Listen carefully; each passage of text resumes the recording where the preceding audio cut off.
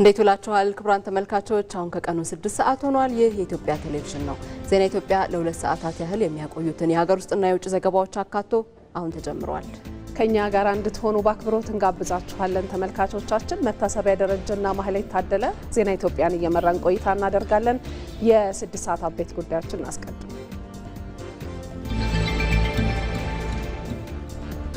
የትራንስፖርት ዘርፉን በዘመናዊ ቴክኖሎጂ የታገዘ እንዲሆን ለማስቻል እየተሰራ መሆኑን የትራንስፖርትና ሎጂስቲክስ ሚኒስቴር ገለጸ።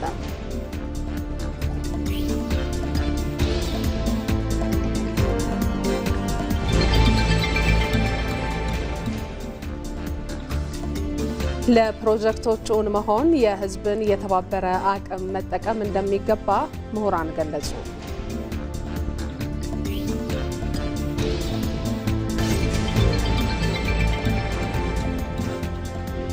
የግብርና ትራንስፎርሜሽንን ለማጠናከር በትኩረት እየተሰራ መሆኑን የአማራ ክልል ምክትል ርዕሰ መስተዳድር አብዱ ሁሴን ተናገሩ።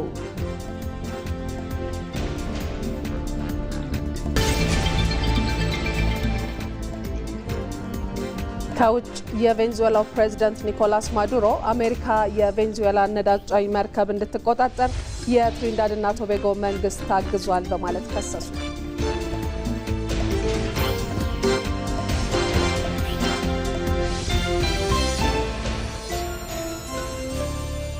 አብራችሁን ሆኑ ተመልካቾች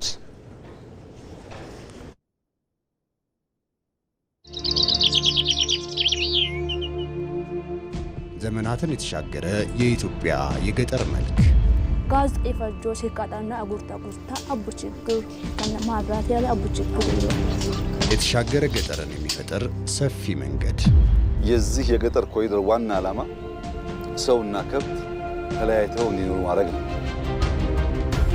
በተግባር የተቀየረ አዲስ ህይወት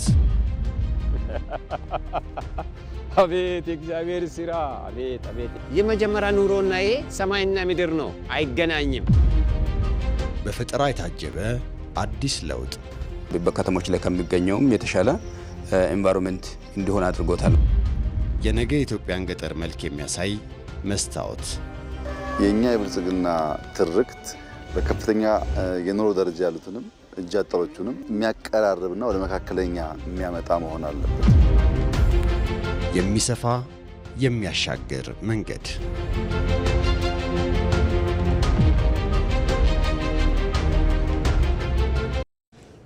ከዜና ኢትዮጵያ ጋር ናችሁ ቀዳሚ ወዳደረግነው ዘገባችን እንሻገራለን ኢትዮጵያ የጀመረቻቸውን ትልልቅ ፕሮጀክቶች እውን ለማድረግ የህዝብን የተባበረ አቅም መጠቀም የሚያስችሉ የጋራ ታሪኮችን አጉልቶ መጠቀም እንደሚገባ ምሁራን ተናገሩ።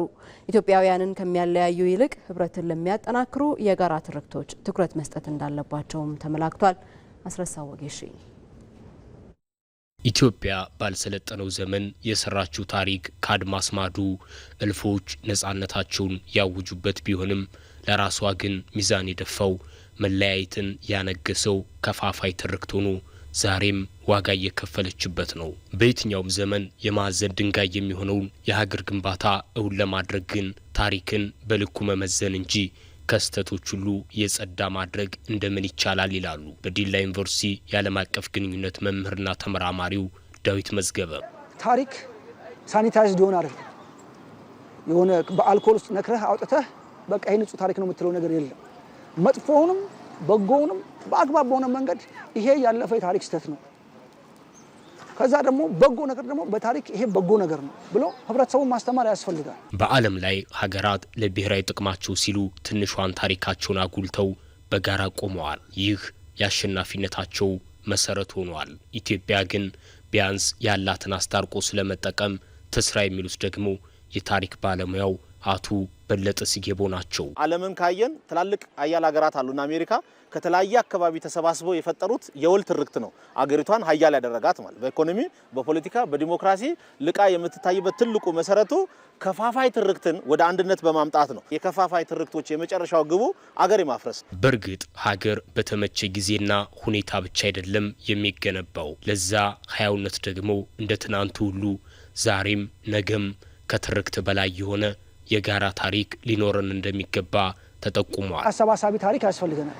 በአስቸጋሪ ሁኔታ ውስጥ እንኳን ቢሆን ታልፎ አገር መገንባት በአስቸጋሪ ሁኔታ ውስጥ እንኳን ታልፎ ታሪክ ማቆየት በአስቸጋሪ ሁኔታ ውስጥ እንኳን ቢሆን ታልፎ ታሪክን ለሚቀጥለው ትውልድ ማስተላለፍ እንደሚቻል ማሳየት ይቻላል ማለት ነው። ስለዚህ ሁሉም ዜጋ ላይ መሰራት አለበት። ያላን ሀገራት ነጋቸውን ባሰቡ ጊዜ በህብረት መቆምን የብሔራዊ ጥቅማቸው ቀይ መስመር አድርገዋል። ኢትዮጵያውያንም የጀመሯቸውን ትላልቅ ፕሮጀክቶች እውን ለማድረግ የጋራ ረዳድና የጋራ ሀሳብ እንዲኖራቸው ተጠይቋል። የአድዋን ድል ካየን የሆል ትርክት ባለቤትነት በዋናነት አንደኛው መገለጫው ነው ማለት ነው። መሪን ያዳመጠ ህዝብን ያዳመጠ መሪ በአንድነት በሆል ትርክት ሀገራዊ እሴትንና ሀገራዊ ሳቤን ይዞ ተነስቶ ነው በሆል ትርክት ማሸነፍ የቻልነው ማለት ነው። አንድ ላይ ከቆምን አባይን እንዳሳከነው በቅርብ ደግሞ ኢትዮጵያ የባህር በር አክሰስ ማድረግ አለባት የሚለውን ኢሹ በአንድነት በአንድ ላይ ሆነን ተመሳሳይ ቋንቋ ይዘን በጋራ ከሄድን ትልቅ አስተዋጽኦ ያደርጋለን። ኢትዮጵያውያን ለዘመናት ዋጋ የከፈሉበትን የከፋፋይ ትርክት አካሄድ በአሰባሳቢና የጋራ ትርክት ለመተካት ትውልዱ ላይ መሰራት እንዳለበትም ተመላክቷል። የኢትዮጵያ ብሔራዊ ምርጫ ቦርድ 7ኛውን ጠቅላላ ምርጫ ለሚታዘቡና መስፈርቱን ላሟሉ 45 የሀገር ውስጥ ታዛቢዎች የእውቅና ሰርተፍኬት ሰጠ። ቦርዱ ቀደም ሲል 7ኛውን ጠቅላላ ምርጫ ለሚታዘቡ የሲቪል ማህበረሰብ ድርጅቶች የታዛቢዎችን የምዝገባ ሂደት ቀልጣፋ መረጃ አደረጃጀት ዘመናዊ እንዲያደርግ ታስቦ የተዘጋጀው የበይነ መረብ ላይ ምዝገባና መረጃ አደረጃጀትን አስመልክቶ የግንዛቤ ማስጨበጫ ከጥቅምት 25 እስከ 26 ቀን 2018 ዓ.ም መስጠቱ ይታወሳል። የግብርና ትራንስፎርሜሽንን ለማጠናከርና የአርሶ አደሩን የእርሻ ትራክተር ፍላጎት ለማሟላት በትኩረት እየተሰራ መሆኑን የአማራ ክልል ምክትል ርዕሰ መስተዳደር አብዱ ሁሴን ተናገሩ። በአማራ ክልል ምዕራብ ጎጃም ዞን ጃቢ ጠህናን ወረዳ ከሞፈር ወደ ትራክተር በሚል መሪ ሀሳብ የሜካናይዜሽን ንቅናቄ በማንኩሳ ተካሂዷል። ራሄል ፍሬው ዝርዝሩን ይዛለች። በአማራ ክልል የግብርና ትራንስፎርሜሽንን ለማሳካት የመስኖ ልማትን በሜካናይዝድ እርሻ ለማከናወን ያለመ የትራክተር ርክክብና የእርሻ ማስጀመር ስራ በምዕራብ ጎጃም ዞን ማንኩሳ አካባቢዎች ተከናውኗል። ከሞፈር ወደ ትራክተር በሚል መሪ ሀሳብ የተጀመረው የእርሻ ሜካናይዜሽን አርሶ አደሩን ከምግብ አልፎ ለገበያ እንዲያመርት የሚያስችል መሆኑን አርሶ አደሮች ያነሳሉ። እንደ ዳሞት ዩኒየን በ183754 አባል ያለው ዩኒየን ነው። ዛሬ የተረከብነው 11 ትራክተር ነው። እኔ ቀድሙንም ያው ግንባር ቀደም አርሶ አደር ነኝ፣ እጠቀማለሁ በደንብ ወስጄ የቆዩም ወደ 9 ትራክተሮች አሉን። አሁንም ቢሆን ነገም ከነገ ወዲያ ይሄም አባል በሙሉ ቅድም የተጠቀሰው ቁጥሩ እንዲጠቀም በክላስተር እንዲሆን እኔ በፊት በመሆን እንዲጠቀም አርሶ አደሩን የመቀስቀስ ስራ የመስራት ስራ እንሰራለን። ይሄ ትራክተር ማረስ ከጀመርነው ወጣ ገባ የሆኑ አይመቹንም እንጂ ብዙ ዘመን አስቆጥረናል። ይህም ቢሆን ዛሬ በዘር ብዜት ቀበሌያችን ቁጥር 1 ነው። በተለያዩ ሁኔታዎች እንደ ጤፍ ሌሎችም ሁሉ ማምረት የሚችል አካባቢ ነው ያለንና ይህንን አሁን ትራክተሮቹ እንደውም በቂ አይሆኑ። በምዕራብ ጎጃም ዞን ከ203,000 በላይ አርሶ አደሮችን በክላስተር በማደራጀት የእርሻ ሜካናይዜሽንን በመጠቀም ምርታማነትን ለማሳደግ እየተሰራ መሆኑን የዞኑ ምክትል አስተዳዳሪና የግብርና መምሪያ ኃላፊ አግማስ ያንተነህ ያነሳሉ። አርሶ አደሮቹ ተሞክሮ የሚቀያየሩበት፣ አርሶ አደሮቹ ቴክኖሎጂ የሚለዋወጡበት፣ ምርትና ምርታማነትን የሚያሳድጉበት፣ በሪኮሜንዴሽን መሰረት የሚሰሩበት ዋናው ሁነኛው ደግሞ የክላስተር እርሻ ነው ማለት ነው። ስለዚህ በክላስተር እያደራጀን ስንዴን በክላስተር በቆሎን በክላስተር ጤፍን በክላስተር ለመስራት ተሞክሮዋለን። በዚህ አመት ግን በአጠቃላይ የክላስተር ስራዎችን እንሰራለን። በክላስተር ማደራጀት ብቻ አይደለም፣ እነዚህ በክላስተር የተደራጁ አርሶ አደሮችን በማህበር የማደራጀትና የዋጋ የመተመን የመከራከር በፈለጉት ቦታ ወስደው የመሸጥ አቅማቸው እንዲበለጽግ እየሰራ እንገኛለን። በትራክተር ርክክብና እርሻ ማስጀመሪያ ወቅት የተገኙት የአማራ ክልል ምክትል ርዕሰ መስተዳድር ዶክተር አብዱ ሁሴን በክልሉ ያለውን የተበጣጠሰ ማሳ በክላስተር በማሰባሰብ አርሶ አደሩን የሜካናይዜሽን እርሻና ዘመናዊ ቴክኖሎጂ ተጠቃሚ ለማድረግ እየተሰራ መሆኑን ገልጸዋል። የጎጃም ሜዳዎችን ወደ ትክክለኛ ተፈጥሮ በሰጣቸው ልክ መጠቀም ማለት ነው። የጎጃም ሜዳዎች እንደምታዩት ዛሬ ባለንበት እና በደረስንበት ወቅት እና ቴክኖሎጂ ልክ ለማረሻና ሞፈር ለማረስ በማጭድ እህል ለመሰብሰብ አንመችም እያሉ ነው። ስለዚህ የጎጃም ሜዳዎች ተፈጥሯቸው ትራክተርን፣ ተፈጥሯቸው ዘመናዊ የምርት መሰብሰቢያ ማሽነሪ ይጠይቃል። ስለዚህ ከዛ ሲፈጠሩ ለነበራቸው ጸጋ ማገናኘት ነው የመጀመሪያው ጉዳይ። እንደ ምዕራብ ጎጃም ዞን የመንግስት ኮሚኒኬሽን ዘገባ በዞኑ ለእርሻ እየዋለ ካለው መሬት ከ60 በመቶ በላይ ለሜካናይዜሽን እርሻ ምቹ መሆኑ ተመላክቷል። የትራንስፖርት ዘርፉን በዘመናዊ ቴክኖሎጂ የታገዘ እንዲሆን ለማስቻል ስራዎች በስፋት እየተከናወኑ መሆኑን የትራንስፖርትና ሎጂስቲክስ ሚኒስትሩ ዶክተር አለሙ ስሜ ገለጹ። የህዝብ ተወካዮች ምክር ቤት ባካሄደው መደበኛ ጉባኤ አባላቱ በትራንስፖርትና ሎጂስቲክስ ዘርፍ እየተከናወኑ ያሉ ተግባራትን በተመለከተ ጥያቄዎችን አንስተው ሚኒስትሩ ምላሽና ማብራሪያ ሰጥተውባቸዋል። ይህንኑ ጉዳይ በተመለከተ ተጨማሪ መረጃ የሚያደርሰን ሪፖርተራችን አባዲ ወይናይ ነው በቀጥታ መስመራችን ላይ ይገኛል። አባዲ እንዴት ቆይተሃል? የህዝብ ተወካዮች ምክር ቤት ባካሄደው መደበኛ ጉባኤ አባላቱ በትራንስፖርትና ሎጂስቲክስ ዘርፍ ላይ ምን ሀሳቦችና ጥያቄዎችን አነሱ? የሚኒስትሩ ምላሽና ማብራሪያስ ምን ይመስላል? ያለህን መረጃ አጋራል። አመሰግናለሁ። እንግዲህ አንቺም ቀደም ብለሽ እንደጠቀሽው የህዝብ ተወካዮች ምክር ቤት ዛሬ ባካሄደው መደበኛ ጉባኤው በትራንስፖርት ዘርፉ እየተከናወኑ ያሉ ስራዎችን በተመለከተ ጥያቄዎችና ማብራሪያዎችን ጠይቋል። እንግዲህ የትራንስፖርትና ሎጂስቲክስ ሚኒስትሩ ዶክተር አለሙ ስሜ ተገኝተው ምላሽና ማብራሪያም ሰጥተው ነበር። እሳቸው እንደገለጹት ከሆነ ባለፉት ዓመታት በተከናወኑ ስራዎች አማካኝነት የትራንስፖርት ዘርፉ ጤናማና ጠንካራ ለማድረግ በርካታ ስራዎች ተግባራዊ መደረጋቸውና በዚህም ደግሞ ውጤቶች እየተገኙ እንደሚገኙ አነስተዋል። በተለይም የምክር ቤቱ አባላት ጥያቄዎችን አነስተው ነበር። ካነሷቸው ጥያቄዎች መካከል ብንመለከትም የትራንስፖርት ዘርፉ በዲጂታል ስርዓትና በዘመናዊ ቴክኖሎጂ ለመምራት ምን ስራዎች ተግባራዊ እየተደረጉ ነው የሚል ጥያቄዎችን አነስተው ነበር። ከዛ ባሻገርም ደግሞ በተለያዩ የሀገሪቱ አካባቢዎች የተለያዩ የአውሮፕላን ማረፊያዎች እየተገነቡ ይገኛሉ። እነዚህ አውሮፕላን ማረፊያ ተግባራዊ ለማድረግና ለመገንባት ምን ስራዎች እየተከናወኑ ይገኛሉ? ከዚህ ቀደም ተጀምረው ያላለቁ እንዲሁም ደግሞ ይገነባሉ ተብለው ያልተገነቡ በርካታ የአውሮፕላን ማረፊያዎች አሉና እነዚህን ተግባራዊ ለማድረግና ለመገንባት ሚኒስቴር መስሪያ ቤቱ ምን ስራዎችን እያከናወነ ይገኛል የሚል ጥያቄዎች ተነስተው ነበር። ከዛ ባሻገርም በተለያዩ የሀገሪቱ አካባቢዎች ህገወጥ የሆነ ኬላ በመዘርጋት የኮቴ በሚል አላስፈላጊ የሆነ ገንዘብ እየሰበሰቡ ይገኛሉ። ይህንን ለመከላከል ሚኒስቴር መስሪያ ቤቱ ምን ስራዎችን ተግባራዊ እያደረገ የሚል ጥያቄዎችን ሲነሱ ነበር። ከዛ ባሻገርም ደግሞ በተለይም የትራንስፖርት ቅጣቱ ወይም ደግሞ የትራፊክ ቅጣቱ ከፍተኛ ነው፣ እዚህ ላይ ሚኒስቴር መስሪያ ቤቱ ምን ሀሳብ አለው የሚል ጥያቄዎችን ሲነሱ ነበር። በተለይም ደግሞ ለእነዚህ ጥያቄዎች ምላሽና ማብራሪያ የሰጡት የትራንስፖርትና ሎጂስቲክስ ሚኒስትሩ ዶክተር አለሙ ስሜ እንደገለጹት ከሆነ ኢትዮጵያ በዓለም አቀፍ ደረጃ አነስተኛ ቁጥር ያላቸው ተሽከርካሪዎች ያላት ሀገር ሆና ነገር ግን ከፍተኛ የትራፊክ አደጋ ከሚመዝግባቸው ሀገራት መካከል አንዷ መሆኑን አንስተዋል።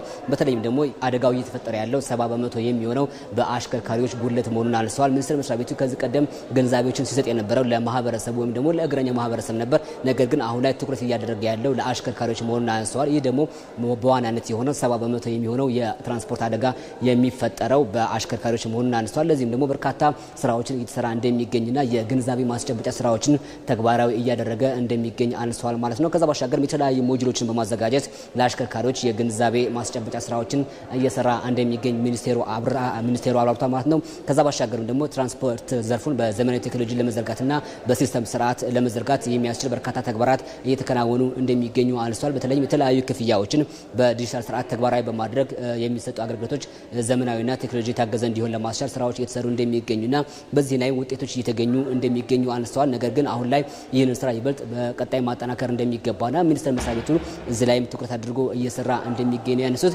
በተለይም ከአውሮፕላን ማረፊያ ጋር በተያያዘ ሚኒስቴር መስሪያ ቤቱ በአነስተኛ የአውሮፕላን ማረፊያዎች የመገንባት ኃላፊነት የክልሎች፣ የዞኖች እንዲሁም ደግሞ የባለ ሀብቶች መሆኑን ነው ሚኒስትሩ ያብራሩት። ከዛ ባሻገርም ሚኒስቴር መስሪያ ቤቱ አስፈላጊ የሆነ የቴክኒክ ድጋፍ እንደሚያደርግና በተለያዩ አካባቢዎች ለሚገነቡ አውሮፕላን ማረፊያዎችም አስፈላጊ የሆነ የቴክኒክ ድጋፍ እያደረገ እንደሚገኝ አንስተዋል። ነገር ግን አሁን ላይ ሚኒስቴር መስሪያ ቤቱ አነስተኛ የሆኑ የአውሮፕላን ማረፊያዎችን እንደማይገነባና ለነዚህ ደግሞ ዋና ኃላፊነቱ የክልሎች፣ የዞኖች እንዲሁም ደግሞ የባለ ሀብቶች መሆኑን አንስተዋል። የሚኒስቴር መስሪያ ቤቱ ግን አሁንም የቴክኒክ ድጋፉን አጠናክሮ እንደሚቀጥል ነው ሲያነሱ የነበሩት። ከኬላ ጋር በተያያዘ በተለይም አላስፈላጊ ኬላዎች በተለያዩ የሀገሪቱ አካባቢዎች ተግባራዊ ይደረጉ እንደነበረ አንስተዋል። ነገር ግን አሁን ላይ በከፍተኛ መጠን መቀነሳቸውን ነው ሚኒስትሩ ያብራሩት። ነገር ግን በተለያዩ የሀገሪቱ አካባቢዎች አሁንም ካሉ ሚኒስቴር መስሪያ ቤቱ ትኩረት አድርጎ እንደሚሰራ ተነስቷል። በተለይም የኬላ ጉዳይ በቅንጅት የሚሰራ ጉዳይ ነው። ከገቢዎች ሚኒስቴር ከንግድ ሚኒስቴር ጋር በጋራ በመሆን የሚሰራ ስራ ነው እንጂ ለአንድ ሚኒስቴር መስሪያ ቤት የሚተው ጉዳይ አይደለም። እዚህ ላይ ሚኒስቴር መስሪያ ቤቱ በቀጣይም ትኩረት አድርጎ እንደሚሰራ አብራርተዋል። ከዛ ባሻገርም ከትራፊክ ቅጣት ጋር በተያያዘ የሚነሱ ሀሳቦች በርካታ ሀሳቦች ይነሳሉ። ነገር ግን ሚኒስቴር መስሪያ ቤቱ በተለይም ከትራፊክ ቅጣት ጋር በተያያዘ የሚነሱ ሀሳቦች ብንመለከት በተለይም ኢትዮጵያ ተግባራዊ እያደረገችው ያለው የትራፊክ ቅጣት ከሌሎች ሀገራት ጋር ሲነጻጸር እጅግ ዝቅተኛ ነው። በዋናነት ግን ትኩረት ሊደረግ የሚገባው ማስተማሩ ላይና ቅንጅታዊ አሰራር ላይ ተግባራዊ በማድረግ የሚደርሰውን የትራፊክ አደጋ መከላከል ላይ ቅድሚያ ሊሰጠው የሚገባ ትኩረት መሆኑን ነው ሚኒስቴሩ ያብራሩት። ነገር ግን ኢትዮጵያ ተግባራዊ እያደረገችው ያለው የትራፊክ ቅጣት ከሌሎች የአፍሪካ ሀገራት ወይም ደግሞ የጎረቤት ሀገራት ጋር ሲነጻጸር እጅግ ዝቅተኛ መሆኑን ነው ሲያነሱት የነበሩት ማለት ነው። ከዛ ባሻገርም ከትራፊክ ስምሪት ጋር በተያያዘ አልፎ አልፎ የሚከሰት የታሪፍ ጭማሪ መኖሩን የቋሚ ኮሚቴው ወይም ደግሞ የፓርላማ አባላት ሲያነሱ ነበር። በተለይም ወደ ማታ አካባቢ ሲሆን እንዲሁም ደግሞ አላስፈላጊ ሰዓት ላይ የትራንስፖርት አሽከርካሪዎች የታሪፍ ጭማሪ እያደረጉ እንደሚገኙ አንስተዋል። ይህንን ለመከላከል ሚኒስቴር መስሪያ ቤቱ ምን ስራዎችን እየሰራ ነው የሚል ሀሳብ በምክር ቤቱ አባላት ሲነሳ ነበር። በተለይም ሚኒስቴሩ እንዳብራሩት ከሆነ ኢትዮጵያ በተለይም ከ74 ቢሊዮን ብር በላይ ለነዳጅ ድጎማ ወጪ ታደርጋለች። ስለዚህ በአላስፈላጊ የሆነ ታሪፍ በሚጨምሩ አሽከርካሪዎች ላይ የሚጣለው ቅጣት አሁንም ተጠናክሮ እንደሚቀጥልና አስፈላጊ ከሆነ የተለያዩ እርምጃዎችን እየወሰደ እንደሚገኝ አንስተዋል ማለት ነው። እንግዲህ አጠቃላይ በዚህ መድረክ በርካታ ሀሳቦች ሲነሱበት ነበር። ሚኒስቴር መስሪያ ቤቱም አጠቃላይ ትራንስፖርት ስርዓቱን ለማዘመር በርካታ ስራዎችን እየሰራ እንደሚገኝ ሚኒስትሩ ዶክተር አለሙ ስሜ አብራርተዋል። አባዲ እናመሰግናለን ለመረጃው። መልካም ቀን ይሆንልህ።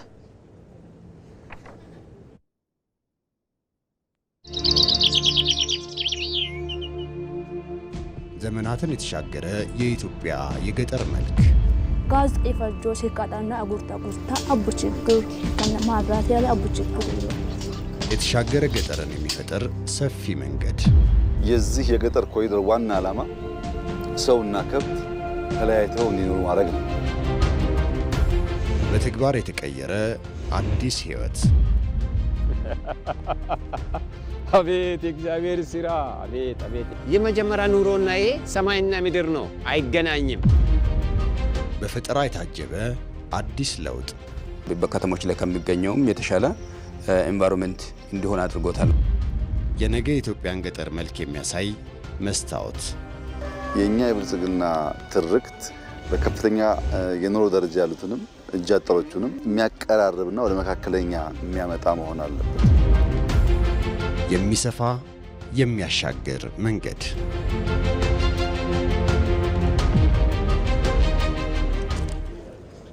ከኢትዮጵያ ቴሌቪዥን ዜና ኢትዮጵያን እየተከታተላችሁ ትገኛላችሁ። ወደ ውጭ አጫጭር ዘገባዎቻችን ደግሞ እናልፋለን። ዩክሬን ጦርነቱ ከጀመረበት ጊዜ ጀምሮ ለመጀመሪያ ጊዜ የተኩስ አቁም ስምምነት ማድረግ የሚያስችላት ጫፍ ላይ መድረሷን የጀርመኑ ቻንስለር ፍሬድሪክ ሜርዝ ገለጹ። ሌሊቱን በተካሄደው ውይይት የአውሮፓ መሪዎች የዩክሬን የደህንነት ዋስትናዎች ማስጠበቅ ላይ በአውሮፓ የሚመራ የሰላም አስከባሪ ኃይልን ማካተት እንዳለባቸውም ተስማምተዋል። ውይይቱ ከመቼውም ጊዜ በበለጠ ለሰላም ቅርብ ነው ሲሉም የአሜሪካው ፕሬዝዳንት ዶናልድ ትራምፕ አድንቀዋል።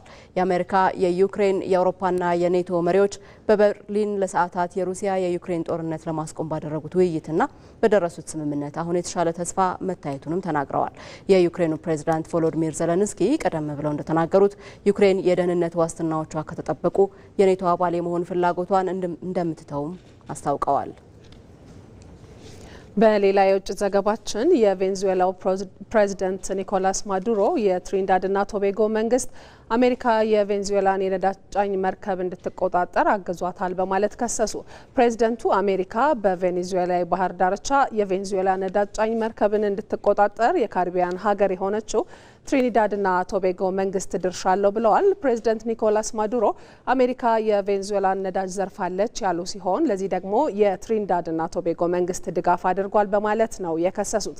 የአሜሪካ ወታደሮች የቬንዙዌላ የባህር ዳርቻ አቅራቢያ የሚገኘውን ታንከር በቁጥጥር ስር ያዋሉ ሲሆን እስከ 2 ሚሊዮን በርሜል የሚጠጋ የቬንዙዌላ ነዳጅም መያዙ ተገልጿል። ድርጊቱን የማዱሮ መንግስት ከባድ የባህር ላይ ዝርፊያና ዓለም አቀፍ የንግድ ሕግን የጣሰ ሲሉ ገልጸውታል። አሜሪካና ቬንዙዌላ በቶቤጎ አቅራቢያ በሚገኘው የቬንዙዌላ ውሃ ውስጥ የሚገኘውን የድራጎን ሜዳ ለማልማት ለረጅም ጊዜ ሲወያዩ ቢቆዩም ማዱሮ ለመጀመሪያ ጊዜ የአሜሪካ የጦር መርከብ በትሪኒዳድ ዋና ከተማ ላይ መቆሙን ተከትሎ ስምምነቱ እንዲቆም አስገድዷል ሲል የዘገበው ዘጋርዲያን ነው። በሞሮኮ የባህር ዳርቻ በሆነችው ሳፊ ከተማ በድንገተኛ ጎርፍ ሳቢያ ቢያንስ 37 ሰዎች መሞታቸው ተገለጸ። ከሞሮኮ ከተማ ራባት በስተደቡብ 300 ኪሎ ሜትር ርቀት ላይ በምትገኘው ሳፊ ግዛት በተከሰተው ድንገተኛ ዝናብ ምክንያት በደረሰው ከባድ የጎርፍ መጥለቅለቅ በከተማዋ 70 የሚጠጉ ቤቶችና ሱቆች እንደወደሙ የሀገሪቱ ባለስልጣናት አስታውቀዋል። በጎርፉ ከሞቱት ሰዎች በተጨማሪ 32 ሰዎች ጉዳት የደረሰባቸው ሲሆን የሕክምና እርዳታም እየተደረገላቸው ነው። ለአንድ ሰዓት የጣለው ከባድ መጠን ያለው ዝናብ የመኖሪያና የንግድ ቤቶችን በማጥለቅለቅ በከተማዋ አገልግሎት እንዲቋረጥም አድርጓል። የሀገሪቱ የአየር ሁኔታ አገልግሎት በቀጣይ ቀናትም በመላው ሀገሪቱ ከባድ ዝናብ ይኖራል ሲል አስጠንቅቋል። ዘገባው የፍራንስ 24 ነው።